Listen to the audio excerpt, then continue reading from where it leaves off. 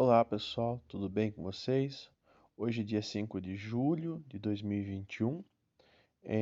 A gente vai dar sequência às nossas aulas, tá? É, Vamos lá, então hoje a gente vai ter uma interpretação do texto e a gente vai começar a ver um pouquinho de fração em matemática, tá? Então vamos lá, deixa eu aumentar aqui. Vocês podem ir acompanhando a leitura na apostila de vocês. Leia o texto com bastante atenção e responda as questões. Esses seres fantásticos, os gnomos, são entes fantásticos que habitam as florestas. Eles não existem de verdade, mas fazem parte da imaginação do homem. Em nossa fantasia, os gnomos moram em lugares cheios de vida, onde os pássaros cantam e as flores crescem. Esses seres minúsculos que moram nos troncos das árvores saem ao anoitecer de suas moradas e cantam lindas canções. Os gnomos gostam muito das crianças, usam roupas coloridas, botas e um capuz azul. Quando querem tornar-se invisíveis, puxam o capuz sobre o rosto. É por isso que as crianças não enxergam. Dizem que ter uma estátua de gnomo no jardim traz sorte. Se uma criança prestar bastante atenção, poderá ouvir o som da sua flauta mágica.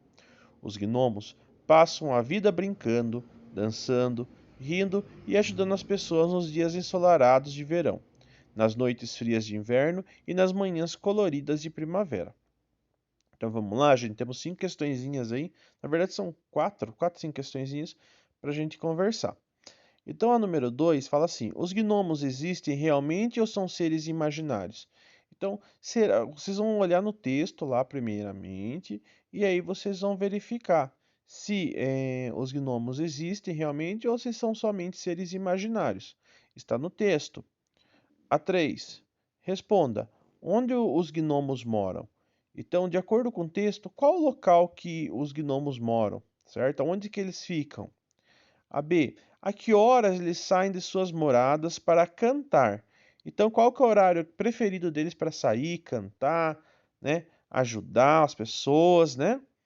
A 4. Os gnomos são sempre invisíveis? Sempre eles são invisíveis ou eles ficam invisíveis quando eles querem? Então, observe no texto lá que tem explicando até a forma, como que o que eles fazem para ficar invisível, se eles podem ficar invisível. A número 5. Por que dizem que é bom ter uma estátua de gnomo no jardim? Por que, gente? Por que no texto está colocado lá que dá sorte ter uma estátua de gnomo no jardim? Então vocês vão estar verificando isso para vocês poderem estar colocando na resposta de vocês, tá? Já em matemática, a gente vai começar a parte de fração. Então, para começar aqui, ó, a gente tem a capa do capítulo, né? E tá colocado assim, ó, bolo de laranja. Eu não vou conseguir enxergar tão bem, gente, mas é possível vocês vão conseguir enxergar melhor, tá? Eu acho que tá 2 inteiros e 3 quartos de xícara ou 320 gramas de farinha de trigo. Depois, temos 1 inteiro e metade de uma colher de chá de fermento em pó. 4 ovos, uma xícara de chá ou 200 gramas de manteiga, 2 xícaras de chá ou 260 gramas de açúcar, uma xícara de chá ou 240 ml de suco de laranja. Eu acredito que seja isso, tá? O meu tá bem apagadinho aqui, mas aí vocês vão verificar. E daí depois tem o modo de preparo. O que você vê nessa cena? Então, o que vocês estão vendo, gente? O que se trata essa imagem aqui? Vocês vão marcar para mim. Que gênero de texto aparece em destaque na cena? Que tipo de gênero é esse texto aqui, gente? Para que ele serve? Ele é uma receita? Ele é uma fábula? Ele é um manual de instrução? Então, vocês vão colocar de acordo com o que vocês acham que é, ok? Mas observe bem a imagem. Quais ingredientes aparecem sobre a mesa? Quais os ingredientes que aparecem aí, gente? Temos aí 2 ingredientes. Quais são eles? E a última questão: você já participou de uma cena como esta? Em caso afirmativo, conte para os seus colegas como foi a experiência. Então, vocês vão contar para mim como que foi a experiência. Ok? Tudo bem, pessoal? Aí, para iniciar, a gente vai ter ali algumas questões relativas a ideia sobre fração. Então, as frações são usadas em muitas situações do dia a dia. O exemplo é na elaboração de receitas culinárias. Nessa unidade, vamos retomar o estudo das frações e aprender mais sobre elas. Analise a cena das páginas de abertura dessa unidade, converse com seus colegas e responda as questões a seguir. Então, vamos ver aqui, gente, tem algumas questões a ser pensadas. A primeira menininha fala assim: o que significa 1 inteiro e 1/2 colher de chá? Depois o segundo menininho ali: como se obtém 3/4 de uma xícara de chá de farinha? Depois a outra menininha lá: 200 gramas representam 1/3, 1/4 ou 1/5 de 1 quilograma? Depois de pronto o bolo de laranja será dividido em 10 fatias iguais. Que fração indica cada fatia? Como se lê essa fração? Então, gente, a gente tem que começar a pensar aqui, o que seria a fração? A ideia de fração vem de fracionar. A gente vai pegar um todo e vai dividir ele em partes iguais, ok? Então, quando eu coloco lá um exemplo, o que significa 1 inteiro e 1/2? O que significa isso? Significa que eu tenho um bolo inteiro ou uma xícara inteira, um copo inteiro, certo? Ele não está fracionado. E depois a gente tem o quê? Uma parte de duas. Ou seja, a gente tem uma parte de um bolo ou de uma xícara, por exemplo, que está dividido em dois. Ok? Converse com seus colegas sobre mais essas questões. Como a gente não está em sala de aula, vocês podem conversar com os pais, ou até mesmo pode mandar uma mensagem para mim, não tem problema algum, a gente pode conversar. Considere as porcentagens 50%, 20%, 100% e 25%. Qual dessas porcentagens corresponde a cada expressão dos quatro? Então, vocês vão marcar para mim em cima ou do lado. Por exemplo, inteiro ou total. Gente, quando é inteiro, significa qual percentual que a gente tem. Se a gente for falar, ó, porcento não lembra 100? Então, sempre que a gente tiver o 100%, ele vai ser o quê? Inteiro. E aí vocês vão dividir no restante. Então, por exemplo, se 100% é inteiro, quanto que é a metade? Quanto que é a metade de 100? Ok?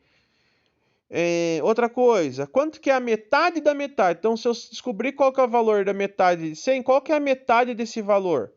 E por último, a quinta parte. O que seria a quinta parte? Eu pego o valor de 100 e vou dividir ele por 5. Ok? Pedro tinha R$ 20 e gastou 50% dessa quantia na compra de um lanche. Quanto ele gastou? E com quanto ele ainda ficou? Gente, então olha lá. 50% não é metade de 100? Então, não é metade? Então, se eu tenho R$ 20, se ele gastou 50%, significa que ele gastou o quê? A metade de 20. Qual que é a metade de 20? Se vocês estiverem com dificuldade, vocês podem fazer 20 dividido por 2. Ok? A C. Ao girar um clipe nesta roleta, em qual cor há mais chance dele parar?